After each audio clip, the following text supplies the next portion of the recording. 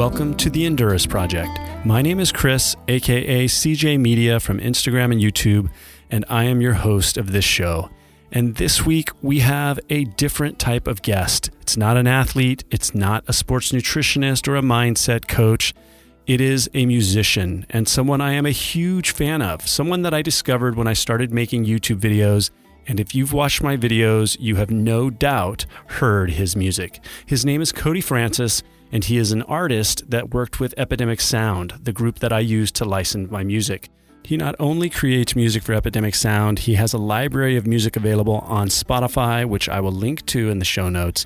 His music has touched many chords with me as I've created my videos, and I thought it would be really cool to get him on the show and talk to him about some of my favorite songs and kind of some of the behind the scenes or what the inspirations were. So I hope you enjoy this as much as I did, because I had a blast getting to talk to him. But before we jump in the show, I just want to say, if you are enjoying the show, please leave me a review on whatever app you are using.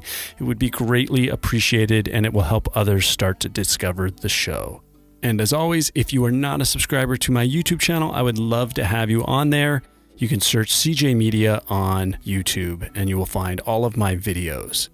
And one last thing, make sure you check out Endureus.com. All of the products on there I have created, and all of the proceeds, along with all of the monetization I make from YouTube, as well as from my Patreon supporters, it's all donated every single month to a different charity protecting and preserving our planet. So without any further delay, here is Cody Francis. All right, well, we are recording, and like I said in the intro, I am just really excited to have Cody Francis on the show, man. Thank you so much for coming on. Yeah, thank you for having me.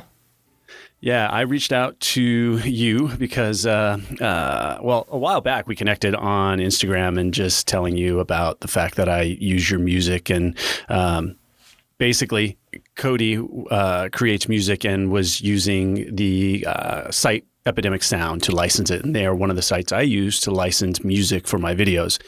And I just found Cody at some point and was my go-to artist with the trail running and everything I do. Just the music you make is, a lot of it's acoustic or more folk or, things like that. And the lyrics, I'm a lyrics person. So if the song doesn't mean something to me at that moment, then it doesn't really work with the video. It really needs to be kind of in the place that I am at the time. And it was just really cool to connect with you and to, I get people always asking, what's that song? Who's that artist? So I'm always referring people over to you on Spotify. But welcome to the show, man. Oh, thank you. That means a lot. I appreciate it. So. Yeah, now you are in Utah. Yes. We were talking about that for a little bit before the show. Yeah. And I'll ask you some of the questions when we were catching up. But basically, you are a full-time musician at this point. Yeah, so I've been doing this for about 4 years. So I started doing it with Epidemic Sound, and now I'm kind of just doing it on my own for a little bit. So seeing where it goes. Yeah. So, and you were saying primarily you're focused, obviously with the pandemic and everything, that's changed things, but you kind of switched focus or I guess moved away a little bit from doing live performing and focused a lot now on producing. Yeah. So, I have been producing for the better part of the last 4 years. Part of that's because I moved to a different city, which doesn't have as big of a music scene as the one that I was in. And so I figured, I'm like, well, I'm kind of away. There's not very many places that I want to go and try and perform at. So I might as well just kind of focus on producing, which is what I ultimately love doing. I think even more over performing live, but I still do want to perform live at some point. So yeah. Yeah. I think I was telling you at some point, I'm like, hey, if you're ever out in California performing, you got to let me know, because I want to come support. Yeah, I will. Now, you write and produce, at least from the videos I've seen, I know you do some collaborations, but you're pretty much producing all of the music, writing all of the lyrics, singing as well, right? Yeah. So for almost everything that I did with Epidemic, all of that was, I wrote it, produced it, recorded it, everything. They would mix it And there were a few songs where other people had written it, and then they'd send it to me and I would just sing vocals on it. So there's a few of those out there. But yeah. Is it Beauty and the Mundane? That was with, that was a collab, right? Yes. Yeah, that was one of the ones where I just sang vocals on that one. Okay. Yeah, that's one of my, that's, I have a top 7 list that we'll talk about, but that is one of the ones that is on there. Oh, cool. Yeah. Yeah, that was a fun one. So. As the light startled our eyes, we let go of disguise. And now there's something in the air and a sparkly shimmer on our skin, restoring everything within.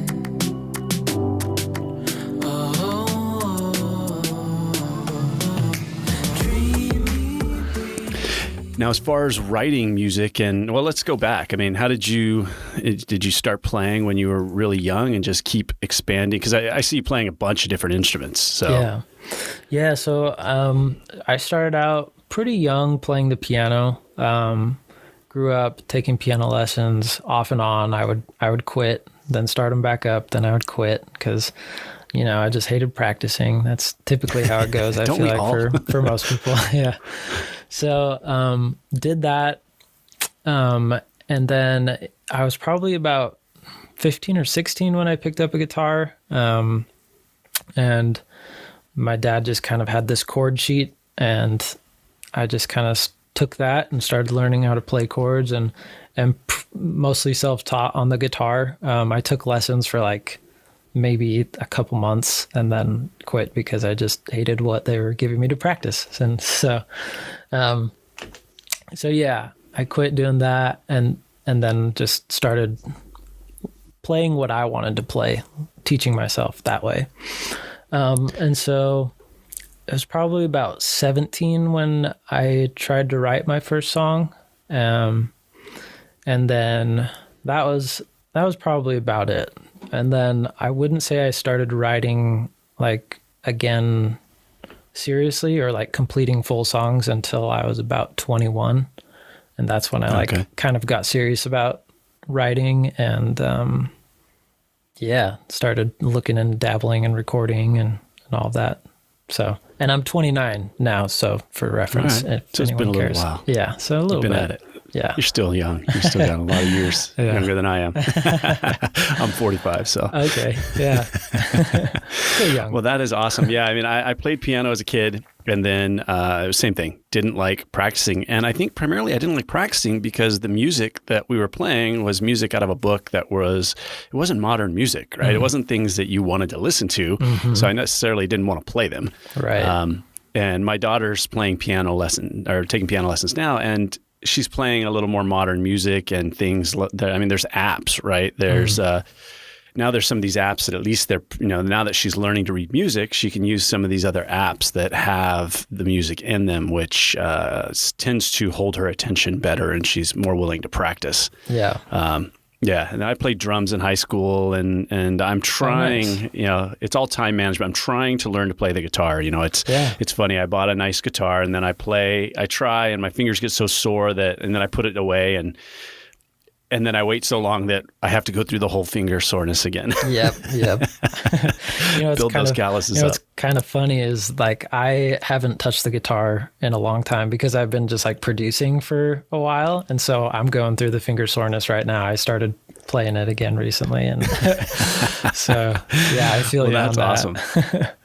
So as far as writing music for you, do you find something that just strikes a chord and you take notes, or do you sit down and it's like, I'm going to write a song about this experience? I mean, how's it work for you usually? Yeah, it's kind of been different a lot of the times. But usually like the most usual way that it happens is I will be like playing on the guitar, have kind of a chord progression that I really like, and just kind of start humming a melody, singing along to it, mumbling words. And usually, like, sometimes I'll have a concept in mind of what I want the overall song to be about. But also many times where it's just playing around and then it just kind of comes out, kind of like the subconscious kind of comes out of you, you know?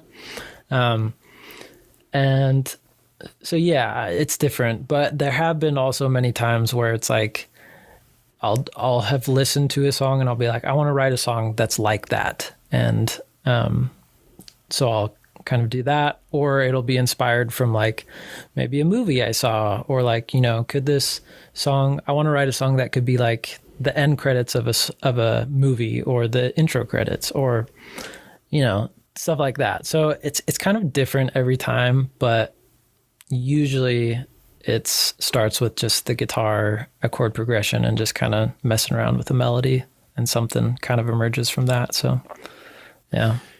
Yeah, I mean, your music, you have on Epidemic Sound, you have a large catalog just on there, and it ranges from instrumentals, from all types of music, right? I mean, a lot of the ones I'm drawn to are more of, you know, kind of that acoustic feel, or that, you know, very nature-ish feel.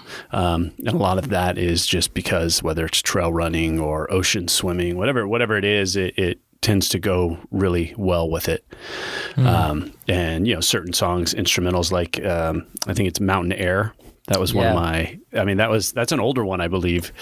But that beginning, it just, you know, it starts off really quiet, and, you know, I'll have to link to some of these so people can hear them, but, and then it, you know, it builds, and it's just one of those that are amazing for kind of that opening of nature or drone shot or whatever it is, right? Yeah.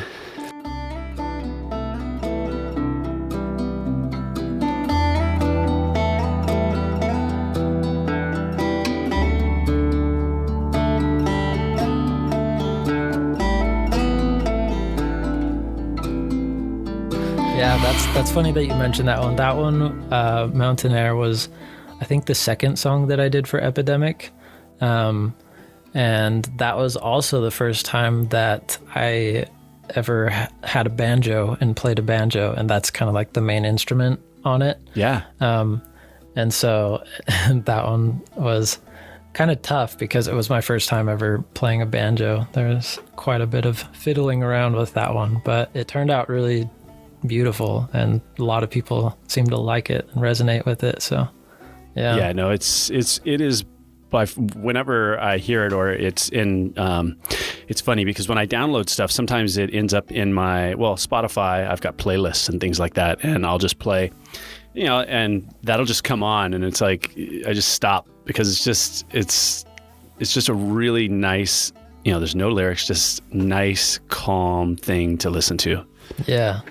Yeah, it's kind of funny too to think back on it, because that I like look at like my production back then versus now, and like the songs that I'm producing now are well over like 100 tracks, you know, maybe 150 tracks per song, like when which it is all insane. Goes, it's a lot. Yeah, it's a lot.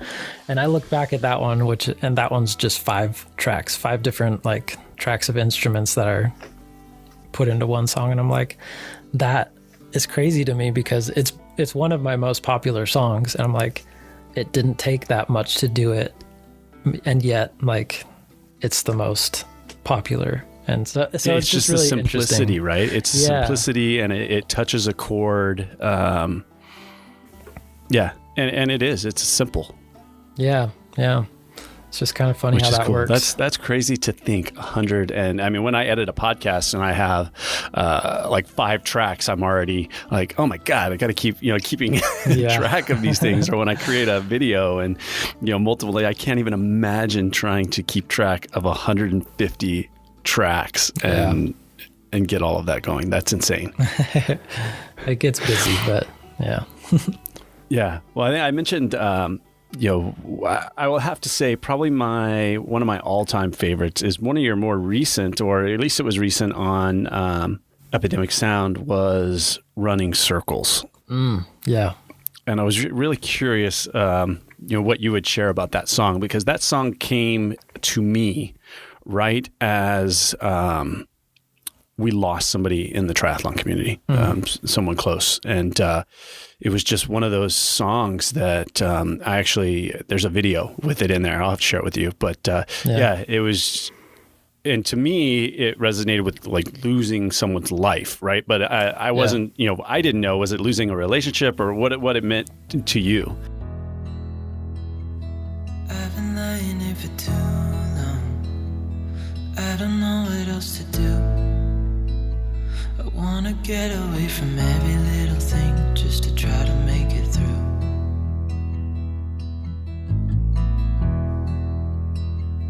I've been thinking about my options, every detail in my head, but it doesn't really matter, nothing matters, so I cry instead.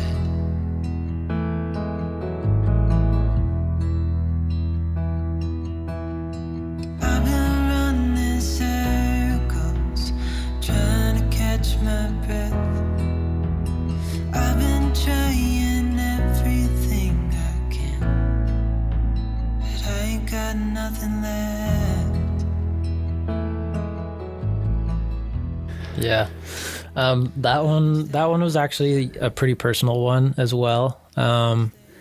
It just kind of emulated it was drawing on a time in my life when I was struggling pretty bad, and just kind of down in the dumps, and at one point didn't want to live anymore. And so it's kind of basically about someone contemplating suicide in a sense. And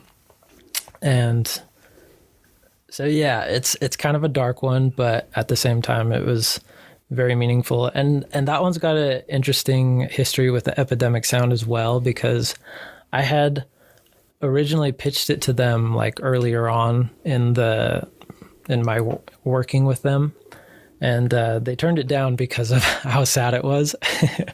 And I was like, oh, okay, whatever.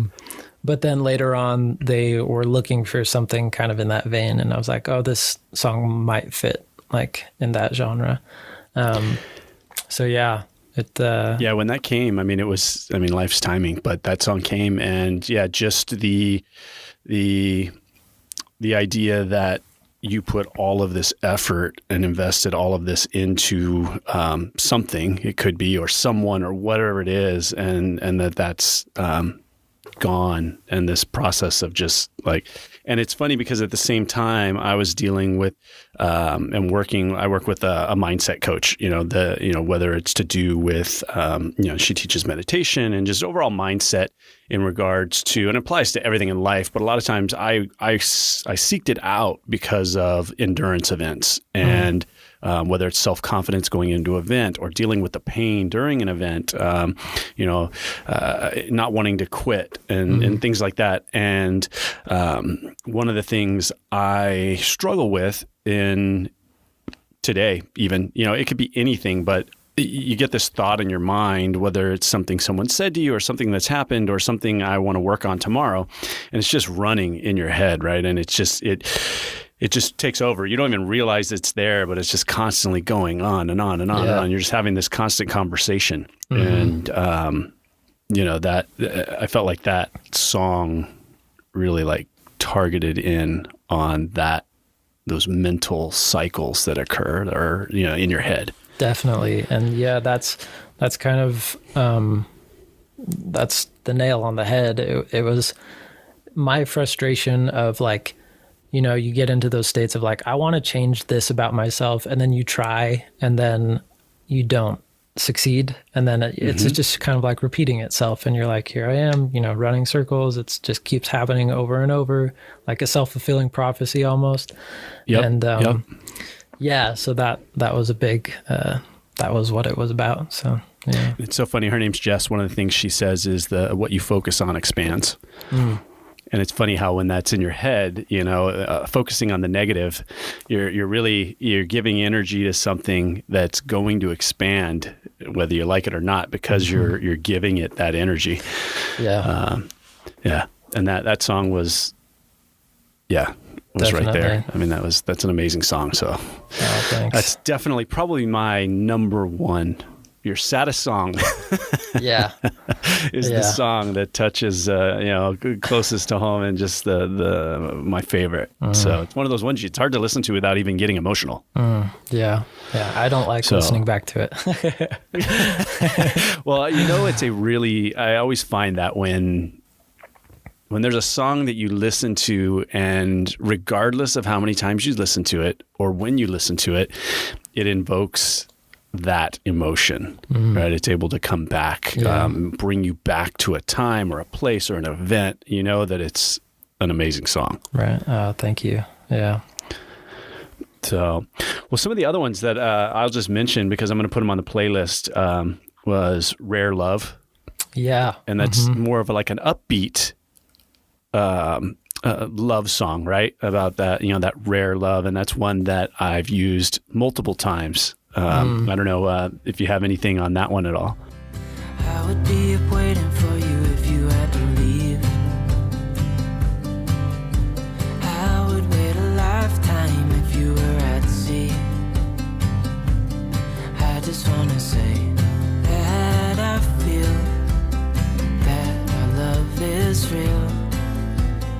Maybe we should hurry up and seal the deal.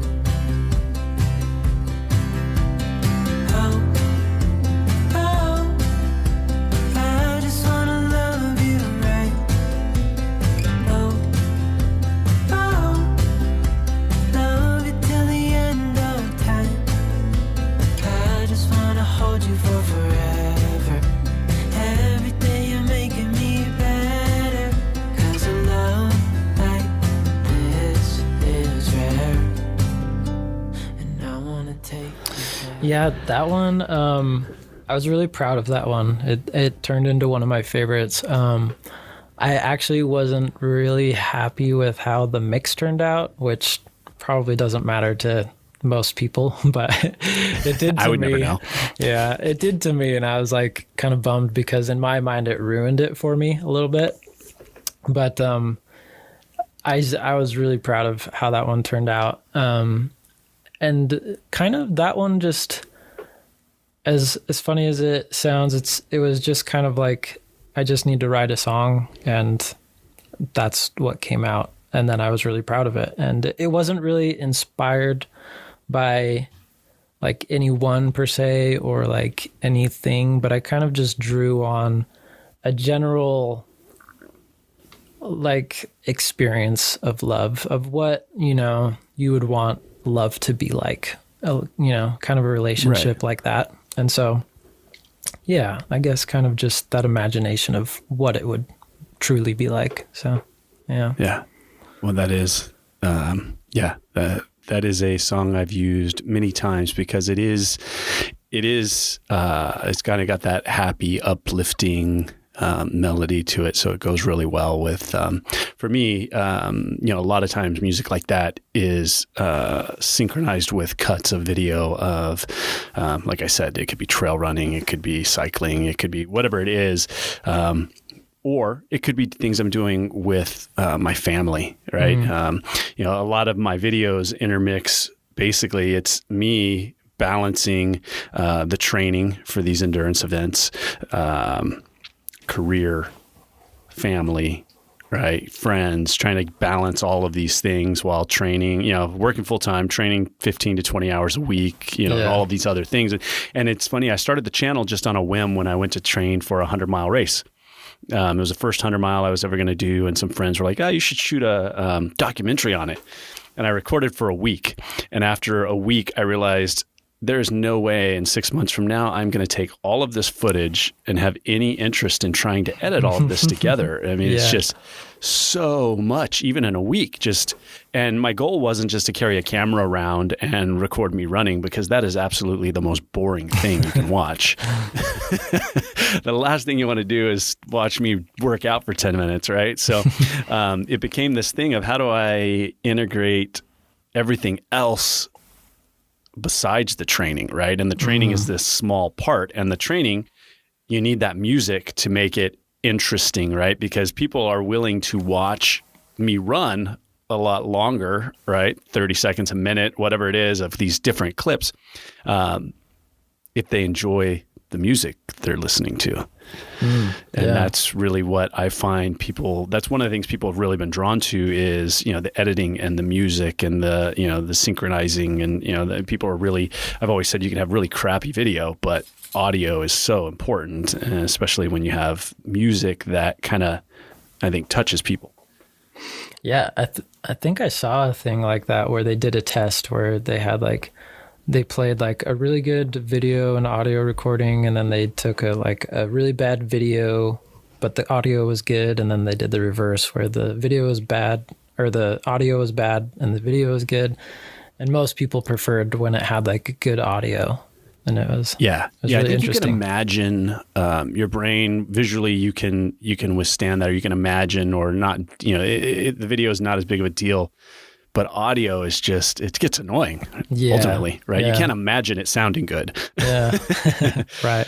So yeah, that's how it all started. Is I started doing these videos, and they just they really identify. I think people identified kind of in my age group, in that 25 to 50, that were basically going through the same thing, right? They're getting married, they have kids, they have a job, but they aren't in shape, and they're trying, how do they get in shape? How do they lose weight? How do they, so that journey, when I started the channel, I had bought a house that basically tore down and was rebuilding. So I took a huge break, and, every single day I was working on this house, work all day. I'd go there in the morning, then I'd go to work, then I'd come back there, and it was like fast food, right? Just that's what I was eating. I gained 20 pounds. I wasn't working out. It was one of the worst, I was in terrible shape.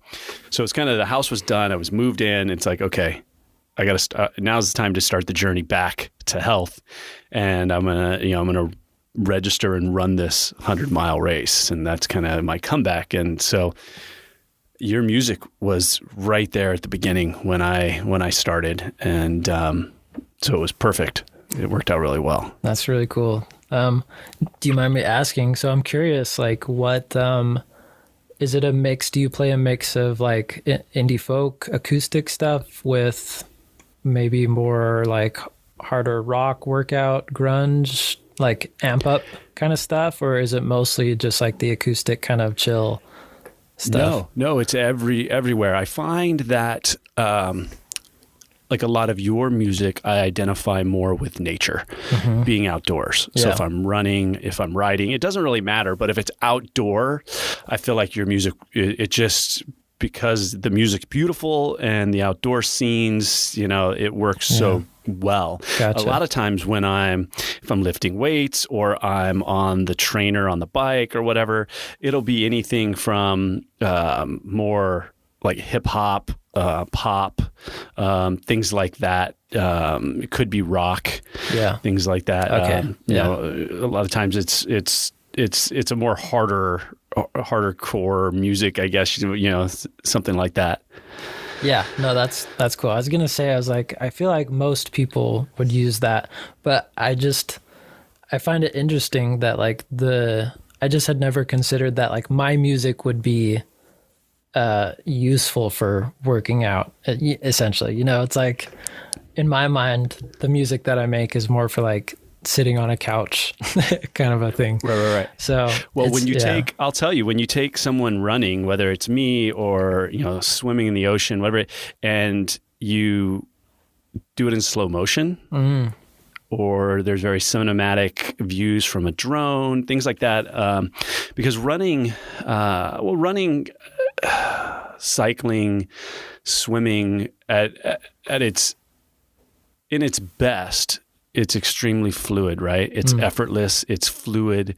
It's that I'm not sure if you do any running or anything like that, but it's that runner's high, right? It's in that place where it's just all flowing, and it's just perfect, and it's effortless, and that's where I find a lot of your music. Just it in my mind, it's what I want to hear when I'm seeing that type of effort. I mean, there's always a place for something faster and upbeat, and that happens. I use that. It depends on what I'm doing, especially if it's a long video, right? I try and have a variety of music, yeah. And, a lot of what I do even will have family events, right? Maybe it's a holiday or maybe it's someone's birthday or whatever. And there's some mix in there. Or it's seeing someone you hadn't seen in a long time, things like that. It could be, there's a song, It's Been So Long. Yeah. Seems like forever since we've been together. Oh God, I miss you bad, and I read your letters and look at your pictures. Oh God, I miss you so bad.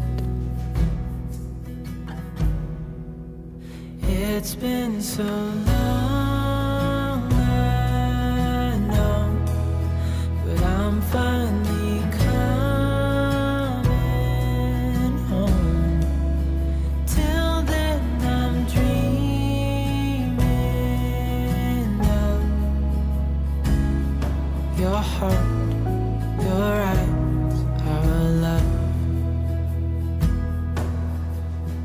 And so that's one that is, like top 3. And so hearing something about that would be interesting. But that song to me is almost being in a state where you've checked out of a relationship, or you've been out, something outside of whatever it was, you've lost touch with it. And it's like you're coming home to it. You're finding it again. You're finding the joy in it. You're finding the relationship is mending, whatever it is.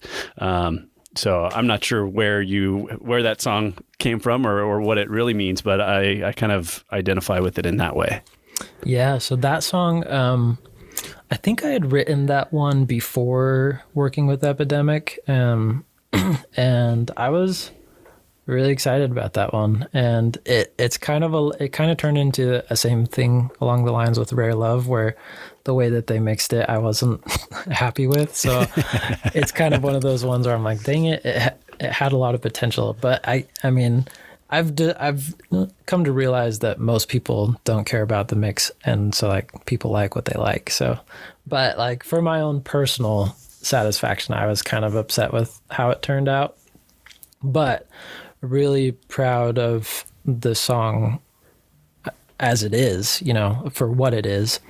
And yeah, it was kind of inspired by, I think in my mind I had, like someone in the military who's been away from a family, their loved ones for so long, and just kind of having to be that far away from the ones that you love, and just, that's what you would think in your head, it's like, right. It's been so long, but I'm going to come home soon. Till then, I'm finally coming home. Yeah. So yeah, just that long distance relationship type of a thing. So yeah, I can imagine that's exactly being, away from family, being away for, the military, especially being deployed and being in a place, especially something like that, and then getting, finally coming back home. Yeah. So, yeah. So is that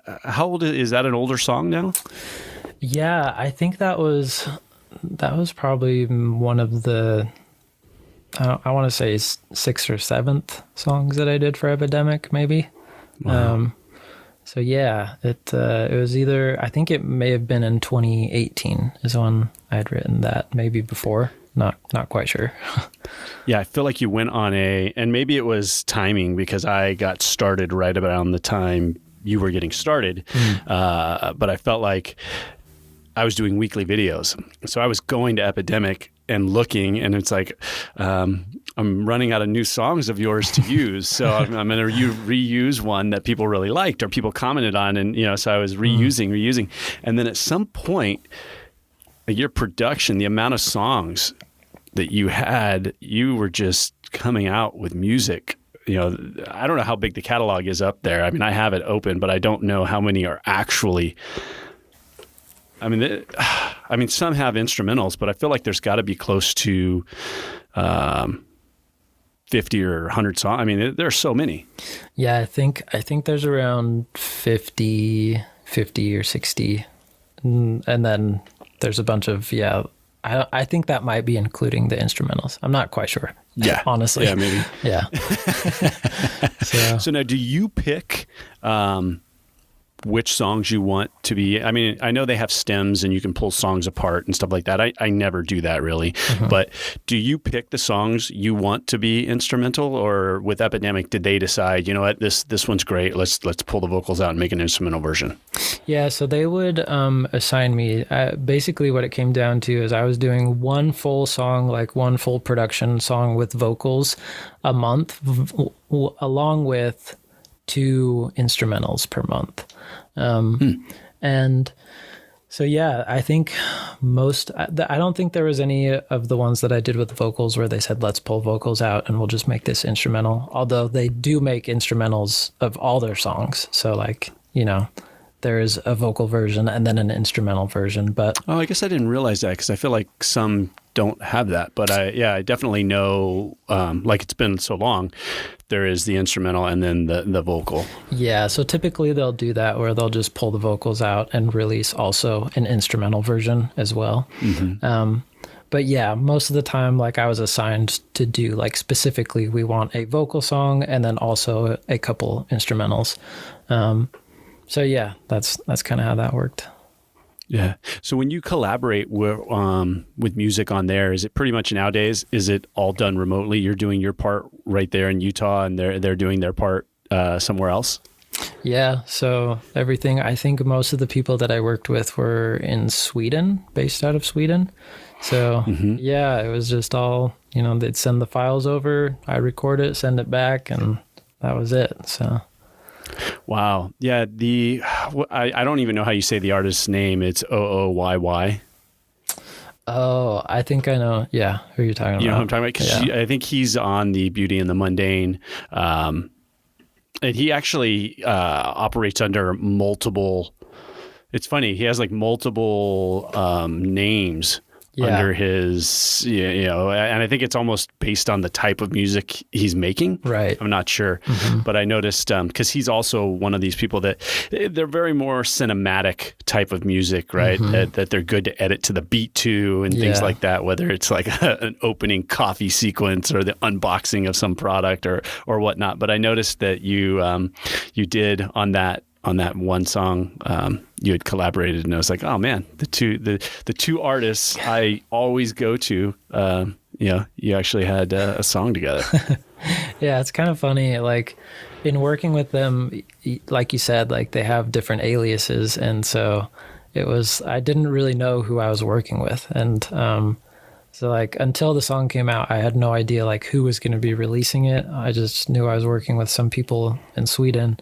And and even then, like most of them didn't really have at the time like an established Spotify profile, I believe. So like I couldn't even really look them up to see what they had in the first place. I think most of their stuff was on just Epidemic exclusively, but since then they've released it on Spotify, I believe. I feel like over time, more and more people are the music is coming on Spotify now.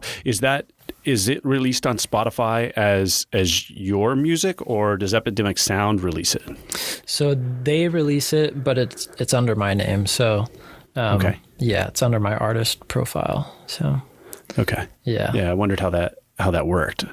Yeah. So now at this point, you're producing or releasing music that would be on Spotify that isn't going to be on Epidemic Sound? Correct. Yeah. So the last, I want to say 4 or 5 songs I've released have been just like my own, like it's not through Epidemic or anything like that. And those are all on Spotify. So now I've got to see there's 4 or 5 songs you produced that I have not listened to, because I have honestly listened to everything in the Epidemic library. Oh yeah. So now after this, as soon as we're done, I'm going to Spotify. I'll send you a list of the ones I didn't produce with Epidemic, and you can use them too. Like I would love if YouTubers would use any of them if they want to. Oh man. So yeah, it would be amazing. Yeah, I'd love to work with you on that, or stay in contact, because that's when you told me that before we started the show, you're like, yeah, no, I'm not doing Epidemic. I was like, oh no, where are you going? I'll subscribe. Yeah.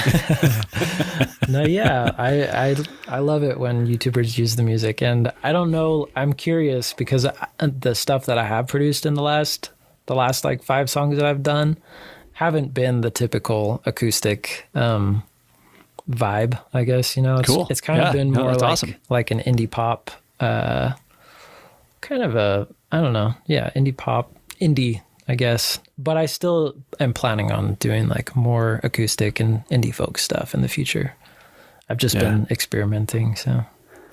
Yeah, well, that's awesome. Well, no, I will definitely.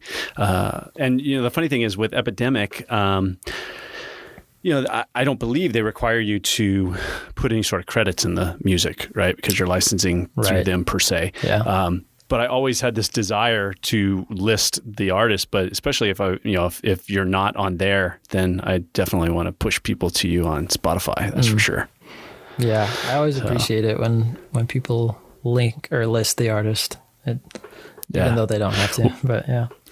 Well, when I haven't done one in a while, and it's a request I get often is, when are you going to create a new Spotify playlist? Because what I'll do is I'll make, 10, 15 videos, and then I'll go back to all of that music I've used and find, some music isn't necessarily music you just want to listen to. It just went well with the fact that the kids were coloring eggs for Easter or whatnot, right? Right. But there are gems in there, and I'll make these like the CJ Media playlist, season 1, season 2, and it's funny how that's an often requested thing. When are you going to create the next playlist with music? So, which I love, because I love that people watch a video, because I do it all the time. Yeah. I watch a video and I hear a song in the background, or it's an opening intro song, and it's like, how do I figure out what that song is? Right? It's like Shazam or whatever. How do I find out what that song is? So I love when people do the same. Yeah, it's kind of crazy. Playlist curation is kind of like a pretty good side hustle that I know some people are doing, where they get paid to create playlists. And holy moly. Yeah. So it's kind of a thing. So that's cool. Wow. There we go. Yeah. I have a new way. No. Well, it's funny because everything I do, I have a full-time job and all that. So my YouTube channel, I have a Patreon account, which people support the creative efforts and things like that. And then I created a brand called Endureus. And obviously the podcast is called the Endureus Project. Yeah. And really all it was, I created Endureus to be a way to kind of take all of the monetization that I was making from YouTube and then from Patreon, and to, under Endureus, donate it to a different charity or nonprofit that's focused on protecting and preserving the planet. Oh, that's really cool. Those are the only, whether it's Oceana, the Rainforest Trust, National Parks Association. Yeah. It has to be an organization protecting and conserving, basic conservation. So that's where all of the money that I make goes. Oh, that's awesome. I love that. Yeah, it was just, because it came, I'm never going to be a full-time YouTuber, right? That's just not, I have a shelf life. I'm 45 years old. People aren't going to want to watch me work out forever. Hey, you never know. I think you could do it. I figured, what could I do? What could I create with this following and take that money and use it to, to do something. And being so involved with health and fitness, I didn't necessarily want to, it might sound weird, but I didn't necessarily want to donate money to, lung cancer or diseases, things like that, that could have been possibly avoided, right? With health and fitness, things like that. And ultimately what I'm really passionate about is the ocean I swim in, the mountains I run in, and, you know, saving and protecting those places that are, you know, slowly, you know, disappearing or just being degraded. Yeah, no, that's awesome. I resonate with that a lot. I'm a big outdoor guy myself, so I love hiking and the national parks. I love going to visit those. And so it's kind of funny because my buddy and I are constantly talking about like business ideas and like how we could somehow do a business that would contribute to those types of things. Like, you know, Very cool. that would, you know, a portion of the profits would go to, you know, like the National Parks Foundation or something like that. So that, I think that's really cool that you do that. Yeah, that was the last donation that actually just went out, was for the National Parks that's awesome. Association. So, Nice. yeah, so it's just fun to do every month as well, right? To pick it's kind of hard. You know, it's like, okay, who am I doing this month? But, you know, I also throw it out there and, you know, tell people to tell me who you want, right? And then I'll take those recommendations, and usually maybe I'll just do like a random pick or something like that. Yeah. But yeah, you know, I've had a lot of people, and I've actually just had a conversation last night with a buddy who is very involved in the nonprofit world. That's what he does, business development in that world. And the discussion about taking Endureus, which is really just a brand name that I've created under my, you know, the company that I do everything under. And actually formally, because right now I take the money I make and then I pass it through as a donation. But what I can't do is give that tax write-off to the people that are donating. So ultimately, taking Endureus and truly turning it into its own 501c, making its own nonprofit, and picking a passion and growing it as its own organization that actually has its own mission to protect the planet. Oh, that's awesome. Yeah. So yeah, I want to do it. It's one of those things where you're always like, do I really want to take on another project, right? Exactly. Yeah, I get that. Well, I was going to ask, I mean, you kind of mentioned it, outside of music, where do your passions lie? Where, you know, as far as activities, things like that, I think I see a dumbbell back there, right in the back corner of the picture. So obviously there's a little bit of weightlifting happening. I meant to clean that up before. I was like, oh crap, that's in the video, but I guess we're not doing video. Maybe we are. I don't know. No. No. I've actually had a shoulder injury for the last 5 years. So I've been like slowly working on that. So I'm trying to get back into, you know, exercising and all that stuff. But yeah, my main hobby outside of music probably is hiking and just getting up into the mountains, taking my dog. I don't know if you can see it. Yeah, your dog usually makes it in Instagram or on some of your YouTube videos. Somewhere right there. Yeah, he's a big part of the life. So yeah, anything I can do with him and just getting out into the mountains and camping, that's what I love doing. And then video games. Video games are my other hobby, so yeah. All right, what's your game of choice? I don't play video games anymore, but what's your game of choice? There's this one called Rocket League. That's probably I don't even know what it is. What's it? What is it? It's car soccer, essentially, is what it is. You have a car and there's a soccer ball and you play car soccer. And it's actually an e-sport. I don't know if you know what an e-sport is, but it's like, I do know what an e-sport is, definitely. So it's like one of the top competitive esports. So it's really cool, I think. So addicting. Yeah. I played it way too much. So that's awesome. Is that played on a console, on your PC? I play on the PC. Yeah. On the PC. So, yeah. That's awesome. Yeah, no, I work as a career. I work in the pro AV industry. So, you know, esports has become a pretty big market for wanting to put video everywhere. So people that are attending an esport event can watch these tournaments. And I mean, it's amazing that it's turned into it's a full blown career for people. I mean, they're sponsored, living in houses. And I mean, it is amazing how far it's come. Yeah, it's kind of crazy. Well, that is cool. So for you being in Utah, what is the closest or national park? What's your favorite national park? Ooh, I'd have to say, yeah, that's tough. I do like, I went to Glacier National Park last year, and that was really cool. Yes. But I think I'd have to say either Yosemite or what's the other one? It's Yellowstone. Sorry. Yeah. Yellowstone. Yes.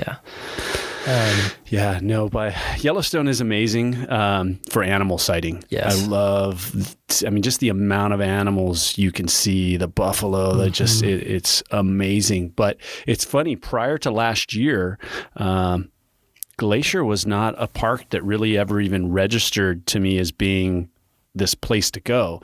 But out of all of the parks that I went to on that tour, right? I went to Crater Lake, we were at Zion, the Grand Teton, all of Glacier, and we were at Yellowstone. Glacier by far was the most breathtaking. Yes. Yeah, I agree. And it's just expansive. Yeah. It's crazy. Once you get up on top, whatever, you drive up that sketchy side of the mountain. Oh my gosh. Yes. Once you get up to the top, though, it's crazy how beautiful it is up there. So yeah, it's very cool. I forget the name of the lake, but you walk out on the glacier, essentially. It's escaping me now. And you get to this point where you can look down on that lake. But you're walking, and there are the sheep are right on the bighorn sheep and the goats. Yeah. They're 2 feet away from you. They'll walk. I just sat down with my camera, and it just walked right up to the lens and was like breathing on the lens. Oh, right. wow. And I'm like sitting there going, oh my gosh, it's going to ram me or something. But it's incredible how close those animals will come to you. Yeah, that's so crazy. You got closer. I thought we got close, but you got a lot closer, it seems like. But yeah, the bighorn sheep were just like right there, and it was crazy. Yeah, they're on that road up to the glacier, right? Yep. Mm-hmm. Yep. But on the trail to the glacier, it's the I'm trying to remember. They're white, and they have kind of more of a pointed horn. Yeah, I know what you're talking about. The name escapes me. There's 2 different kinds. There was like the bighorn sheep, and then that other one that you're talking about. Yes. Yeah. Well, that one was the one. There was a group of them on the trail. They were just blocking the trail, right? Mm-hmm. And so everybody's just standing around, and there weren't that many of us at that point. And I just kind of went off the side. There was a little rock, and I was just sitting there taking photos. And they decided to go around the people, since people were standing on the trail. And yeah, they just walked right by me, and he just came right up to the camera. It's like, holy moly. Yeah, it's crazy. There was is it a mountain goat? Is that what they're called? Or it's mountain goat. Yeah, that is. Yes, it's a mountain goat. It's not a sheep, it's a mountain goat. So there was a couple of them that were like kind of started fighting, kind of like doing headbutts a little bit. And so that's cool. We were just like, all right, we're going to get out of here. But or you see the babies. They've got these little babies that are just walking around with them. That is, at this point, I would have to say Glacier is by far my favorite park. Yellowstone was cool. Although, I can only look at so many, the sulfur, the smell. You go look at, Old Faithful, and that's great. But the animals for me at Yellowstone are what do it. But Glacier, the waterfalls, and it's just amazing. There was one spot, I don't know if you got to go to it. You kind of had to hike into it, but it was this waterfall, and then you have like the glacial runoff river, and there's like a kind of a bridge, and you could like jump off the bridge into the water and cliff dive. Essentially, it wasn't terribly high, but nice. But yeah, and you jump into the glacial water, and it was so cool. That was like my favorite thing that I did there at that Glacier. Is awesome. Yeah. Well, that was one of when I left on the trip, I said, I'm going to get in to as many bodies of water that I possibly can. And I think it ended up being like 18 different lakes or rivers that I got into. Crater Lake being one of the coolest and coldest by far, to cliff jump off into Crater Lake, and just it's just a hole that goes on forever and ever and ever, right? And you just see the cliff kind of going down the side into the water, and that you hit that water and it just takes your breath away. I bet. But the same thing in Glacier, in Yellowstone, you couldn't really get in the water. At that time there was some sort of algae or something in the water. So it was last year, you couldn't really get in the water, and it was COVID. But Glacier, I mean, there's so many beautiful lakes there and so many different spots with water, but the water is so cold. Yeah. Have you been to Banff? That's my next one. I have not. That's because that one basically, it's like a continuation of Glacier just up into Canada, right. And I'm just like, I want to go there so bad. Like so yes, we beautiful. wanted to, but with the pandemic, getting across the border was an issue then, and that was the problem. And even up in Glacier, I believe it was Glacier, part of the park, which there's a huge Indian reservation portion of it. I believe it was there, unless it was Yellowstone. I can't remember, but part of that was all closed, right? Just because of the outbreak and things like that. But no, I want to go Banff. I hear it's amazing. Yeah. It looks really pretty. So I appreciate your time, and I truly do appreciate your music so very much. So thank you for taking the time to come on and chat. And I mean, I love introducing people to your music. Yeah, well, thanks for having me on. It was fun to talk about some of those songs. I haven't really ever done kind of an interview like this where people have kind of, dove into the specifics behind songs. So it's been really fun to kind of go through them. So yeah, it's cool. I mean, I tell you, when I listen to your music, I listen to the lyrics and those songs that touch that chord. It's funny. It's almost regardless of what the music is that goes with it, right? It's the lyrics have such a huge part of it. When you're, especially for me, when I'm tagging or when I'm editing a video, and what the emotions are of that portion of the video, the lyrics are important. I appreciate it, man. Well, yeah, thank you. Appreciate you having me on. Well, cool. What I'm going to do is I'm going to create a Spotify list with the songs that I have used in the videos and things like that and share that. But I will also point people just directly to your Spotify because I'm headed there next to see these songs that I haven't heard. And where can people? I know you've been making some videos on YouTube because I've seen you've dabbled. You made some music videos. You've done some fun stuff. I mean, what's the inspiration behind that? Yeah, I've kind of always loved YouTube, and I thought I wanted to be a YouTuber, but I think recently I've decided I don't think I want to be a YouTuber because of how much work goes into it. And I'm like, I'm already doing so much work with the songs. It's like a double project when you add in video. Yeah. So yeah, I had dabbled. I actually kind of took down some of the videos to try and make my channel more like cohesive brand wise. Okay.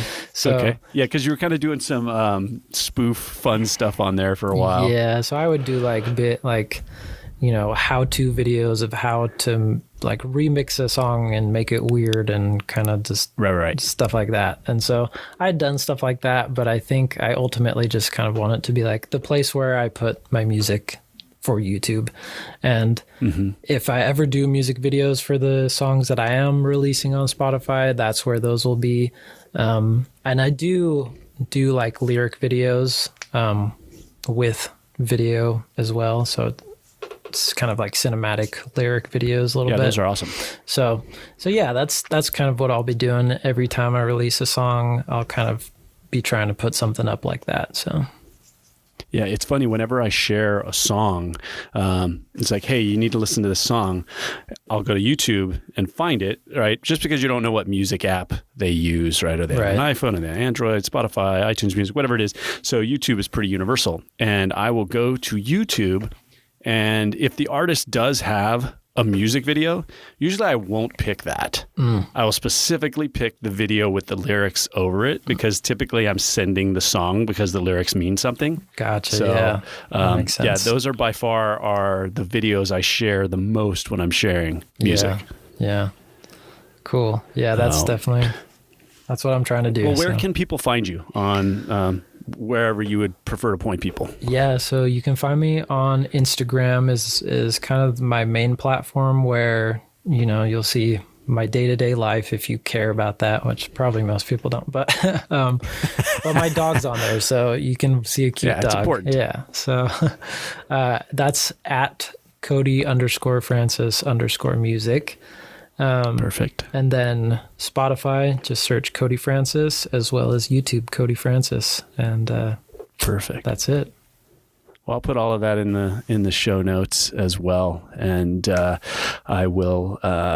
I'll connect with you after this, just as the best way to, because I'd love to keep. I mean, obviously, I'll keep using the Epidemic Library, but anything you want to possibly be used, especially if you're kind of moving into some other genres, right? It's kind of fun to see where else that music could fit into what I'm doing. Yeah. That's the funnest part to me, right? I mean, the best part of doing and the hardest part of making a video is music edit. Picking the song takes by far the longest of any. It's a 10-minute video. Maybe there's 4 songs in there. Yeah.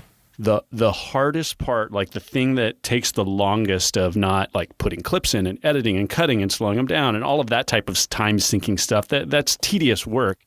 But by far the hardest part of every single video is finding the songs. Definitely. Yeah. And I can go down a rabbit hole sometimes and I just have to quit. It's like, all right, this song will do, right? But it's like the search. I get into the search for the ultimate song for every video, and it's sometimes like, nope, this will do just fine. Yeah, sometimes you just have to be okay with something. Yeah. Well, cool. Well, thank you so much, Cody. I greatly appreciate it, man. And I will put out those playlists, and I'll put all of your contact information in the show notes and stuff like that. Yeah. Thank you for having me on. Appreciate it. All right, man. Well, I'll talk to you again soon, hopefully. Sounds good. I will see you later. Right. I know it's nothing new, but it's so good to see you.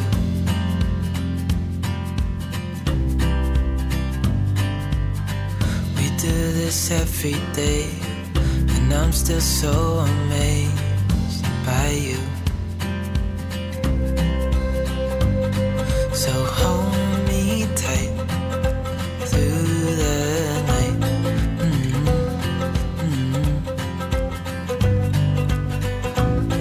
It's just us two.